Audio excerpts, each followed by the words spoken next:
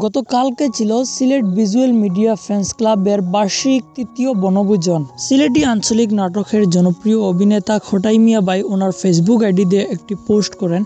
সেখানে তিনি লিখেন, সাংস্কৃতিক শৃঙ্খলা, একসাথে পথ চলা। সিলেট ভিজুয়াল মিডিয়া ফ্যান্স ক্লাবের তৃতীয় বনভোজন 25শে ফেব্রুয়ারি 2025 ইংরেজি রোজ মঙ্গলবার। তো এই পোস্টারটা মূলত সিলেট ভিজুয়াল মিডিয়া ফ্যান্স ক্লাবের পক্ষ থেকে সাজানো হয়েছিল। তিনি আরও বলেন, সকাল 9টা থেকে 9টা 40 ভিতরে বনভোজন পোস্টে আসবেন আশা করছি।